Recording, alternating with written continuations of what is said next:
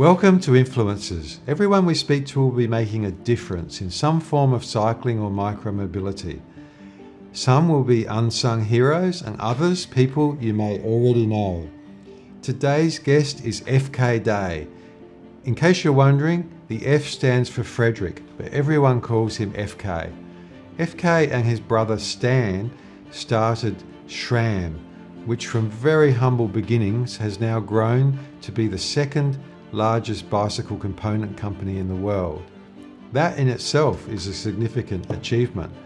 But through their SRAM cycling fund, FK, Stan and their team are amongst the largest cycling advocacy philanthropists in the world. And then, if that is not enough, FK and his wife Leah in 2004, after the tsunami, founded World Bicycle Relief. 17 years on, and through World Bicycle Relief, millions of lives have been changed for the better through the power of bicycles. Please enjoy FK Day.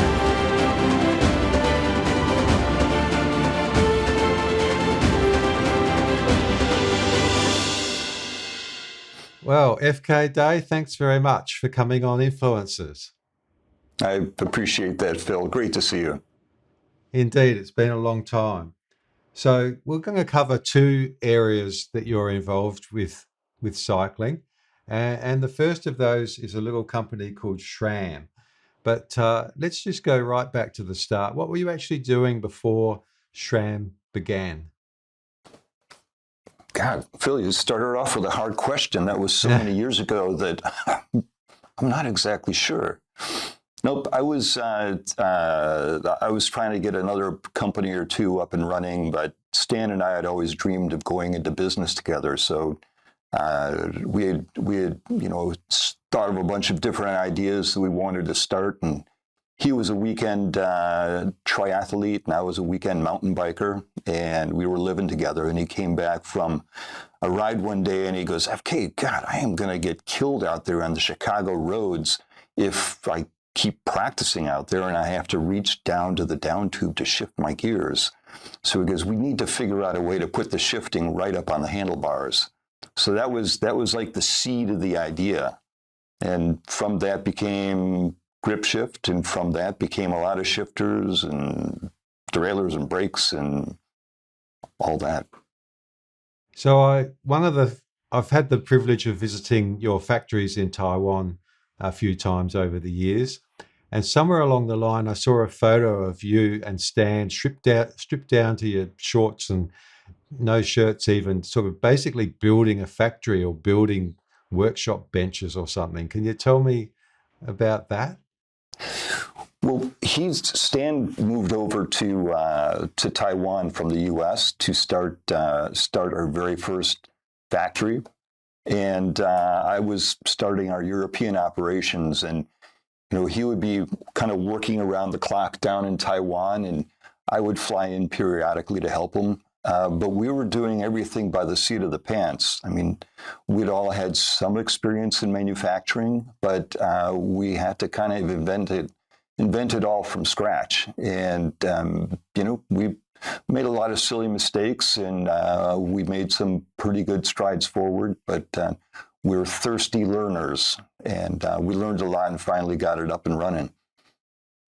So just how small was it when you first, hung out the shingle or opened the door? Like, how small was SRAM or the factory?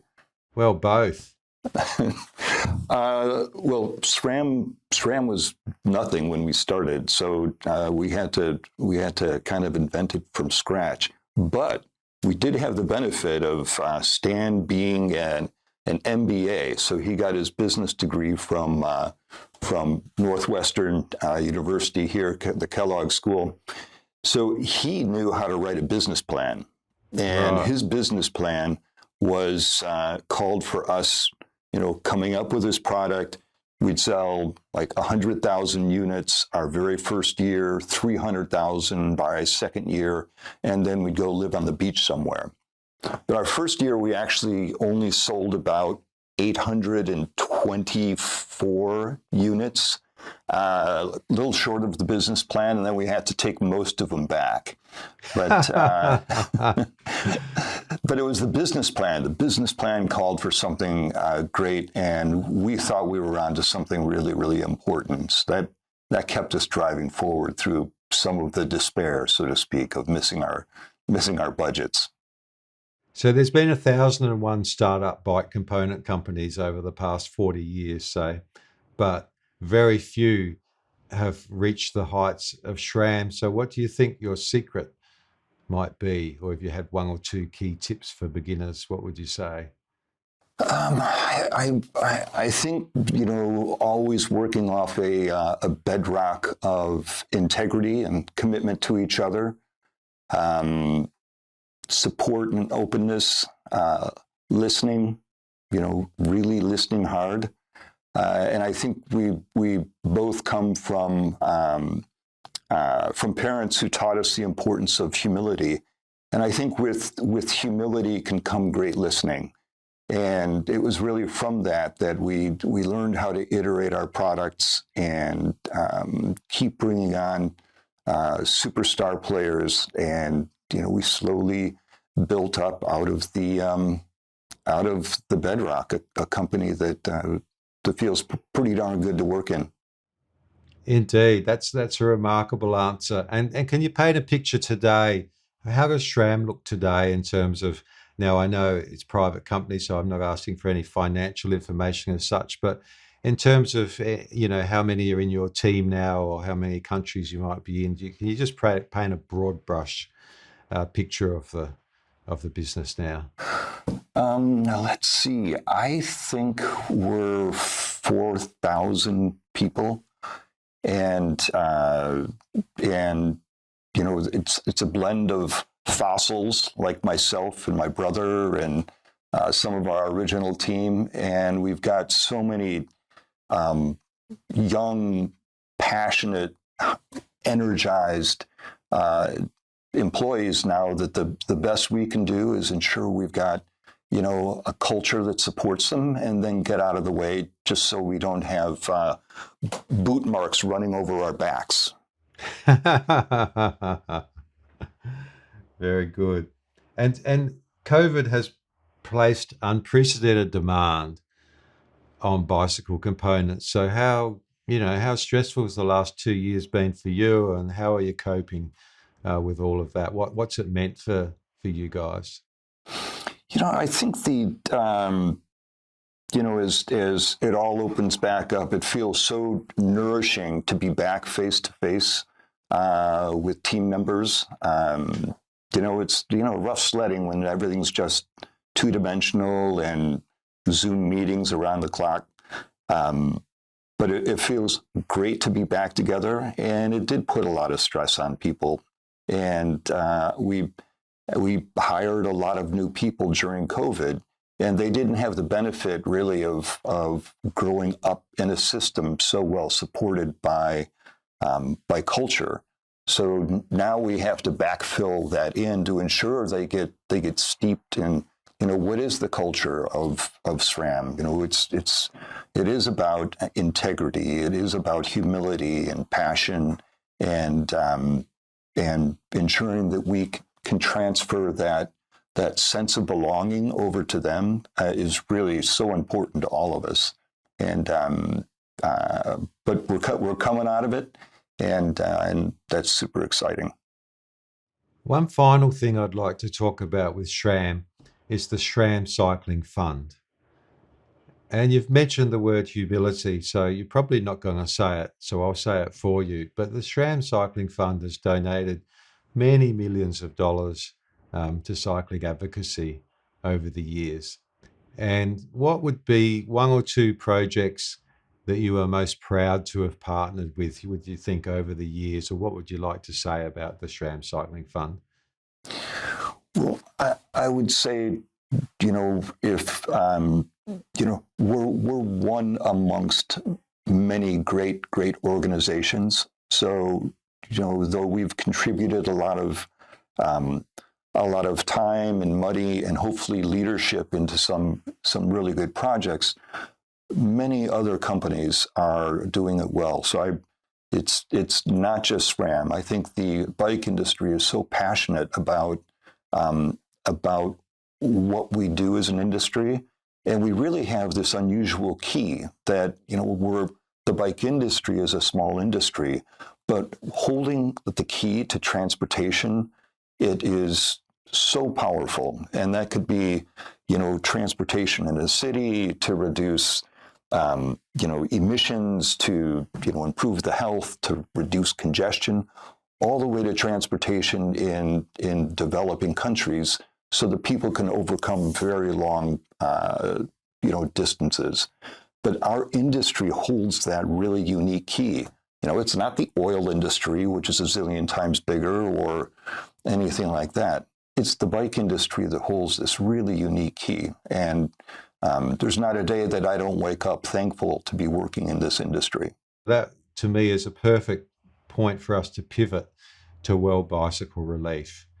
So with World Bicycle Relief, you started with the Indonesian tsunami. Could you talk a little bit about that and what you initially did? Just talk us through how World Bicycle Relief came into being. Sure. So, just like you, immediately following the Indian Ocean tsunami, we in the organization at SRAM, we were like, God, this is just horrible, such tragedy. And we were really aching inside. And we felt, well, maybe we can, galvanize the organization and raise money and send it to, the Red Cross or something like that.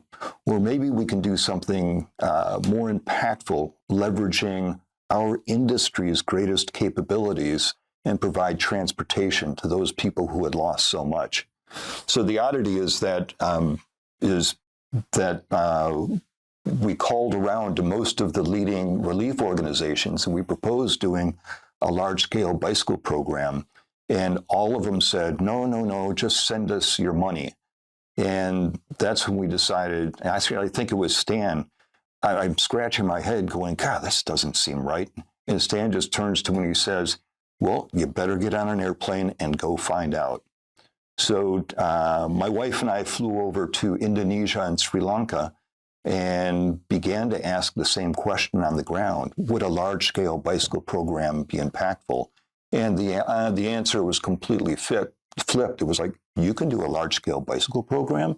That would be amazing. So we partnered with organizations on the ground, and we delivered 24,000 bikes and measured the impact. And it was kind of off the charts in three key areas, and that of education, healthcare, and economic development. So that's how we kind of stumbled into it.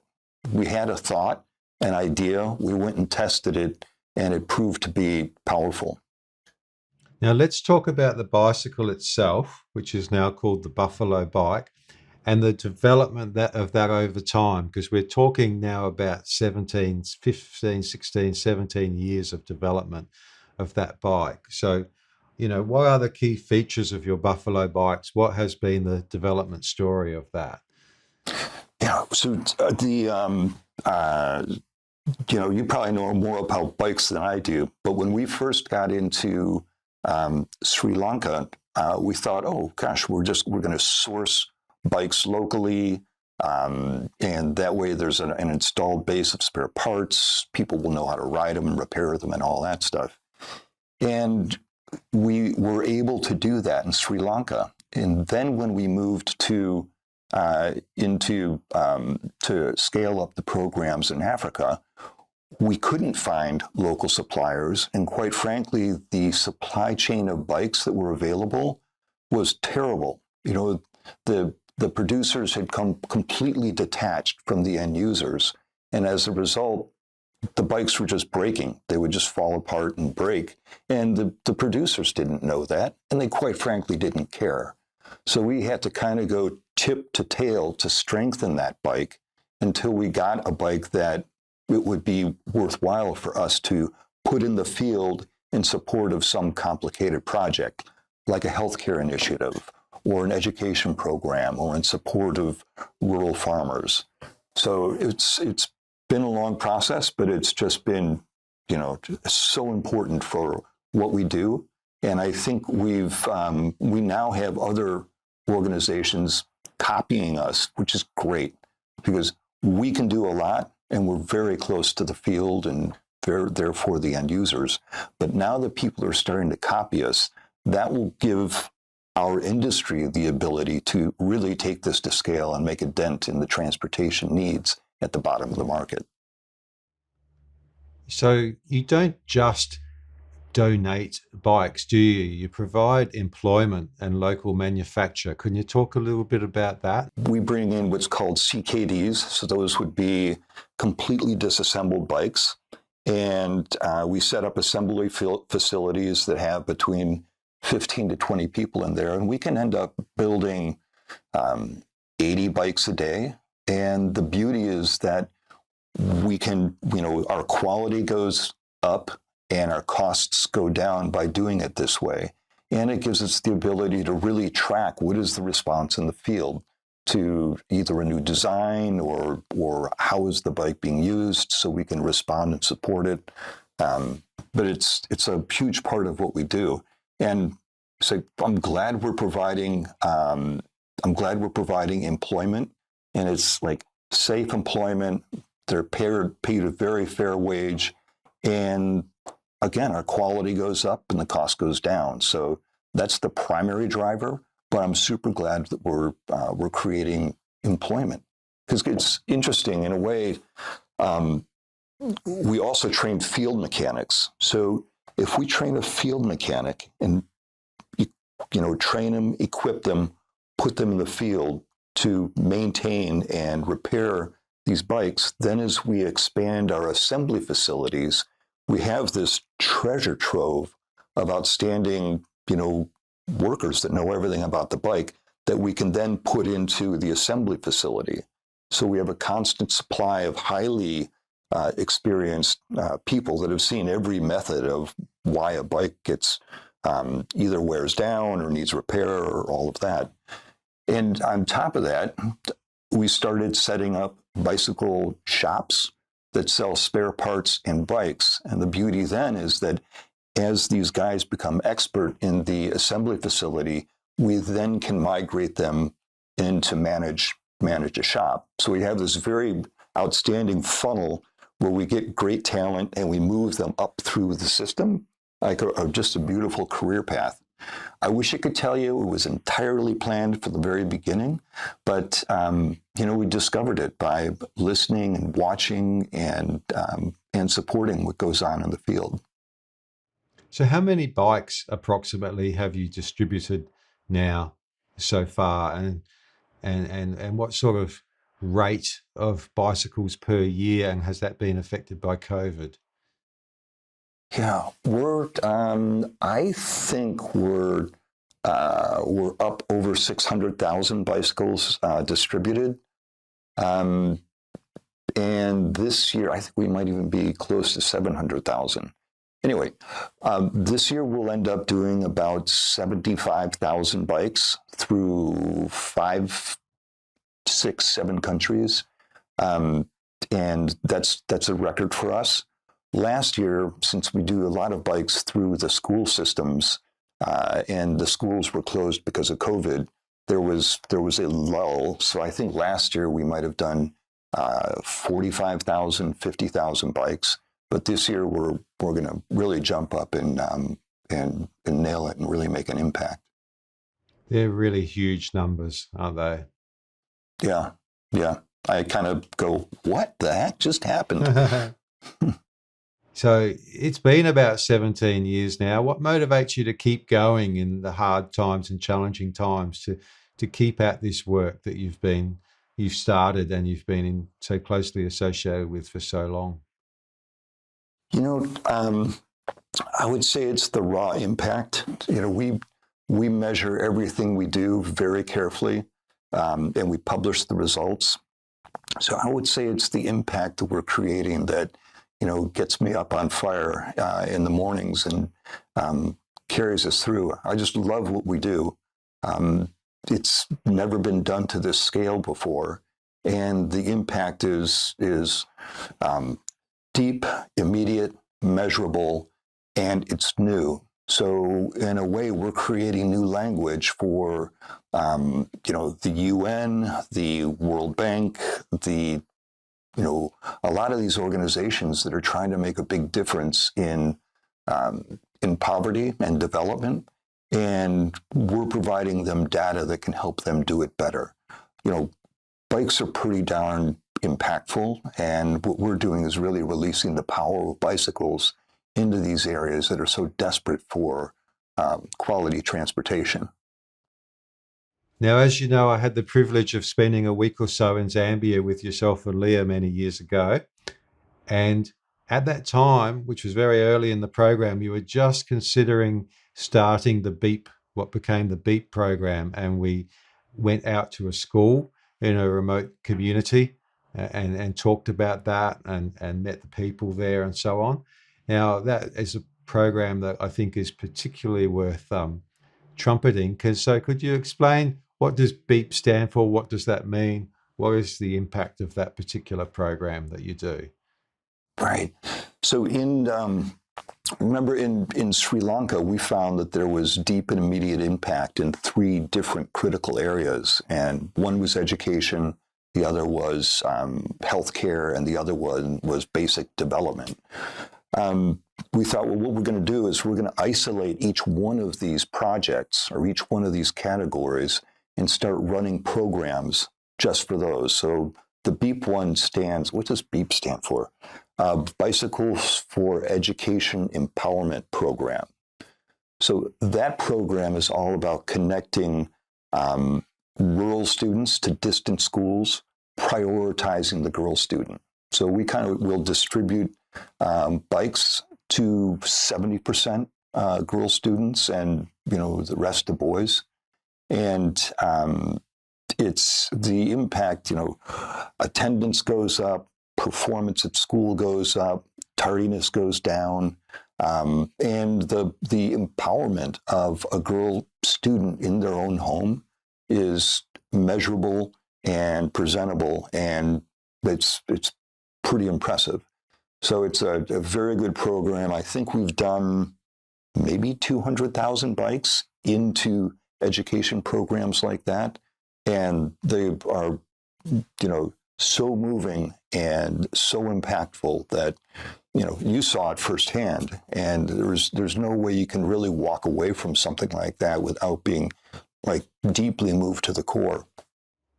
So that's been going for well over a decade now. So do you ever hear any individual stories from now ladies that might write to you, or that you hear from through the field that say, this was my life experience and this is how the bicycle helped me or changed me? Do you ever hear stories like that?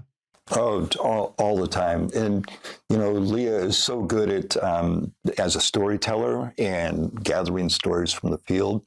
She gathered this series of stories about these girls that had to leave school, and because they lived too far away from school.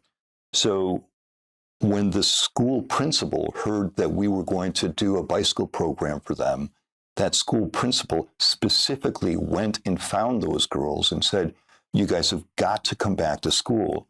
You'll get a bike. It'll make your transportation earlier." And those girls began returning to school. The alternative, if they had not gotten that bike, if they had not gone back to school, would just be this nasty little spiral as they descend deeper into poverty. So Leah's got beautiful stories about this occurring again and again and again. And it's there's no silver bullets in the world, but I'll tell you, a bicycle in the hands of a schoolgirl fighting for her education is the most inspiring thing I've ever seen. And I remember this one quote from a girl, I think it was in Zambia maybe, or Zimbabwe. She was, "Mobilize me and I will change my world." That's a big deal. That's the power of bicycles. And that's why, I'm inspired and get up on fire. You were inspired. I remember being there with you. And, you just can't turn your back on that. And it's the industry we know and love, yet most of our experience is at the top of the market, Tour de France and the Olympics and the World Cup and all that jazz. But right at the very bottom of the market and the deepest poverty, it makes a difference that changes lives. That's great, FK. Just two final questions. One's a bit of a heavy one, if you like, but scientists say that climate change is going to have a greatest effect in sub-Saharan Africa, some of those countries where you're most active, like Zambia. And so how would you respond to people who say that, the problem's just too big, there's nothing you could do to make a significant difference? What would you say to those people? Well, I would say that, a bicycle improves the resilience of a community. If we can put bikes into a community, that community can begin to overcome the impacts of these climate tragedies. I mean, literally in the height of the dry season, if it rains on your soybeans, you lose your protein. It's devastating. So climate change is going to have, the speed of climate change is going to really impact these communities. But a bicycle can help the resilience in so many great ways. If a bike is in the hands of a girl and that girl goes to school, maybe they'll leave the world in a little better place than we're handing it off in. So, we're committed. It improves the resilience of a community. And the more people we can get into school, more girls we can get into school, the more powerful it's going to be for the next generation. Have you got a few more years left in you, FK, or what's in the future for World Bicycle Relief? I'm aging, Phil, and it's not graceful. You know what? I think that we've got an outstanding team. So if I got plinked by the proverbial bus, our team would just keep sailing right along. But I think where I really believe we're going to go is to a state where if we're doing 1 million bikes a year, one day, maybe not 3 years from now, maybe not 5 years, but if we do our jobs, we will get up to 1 million bikes a year.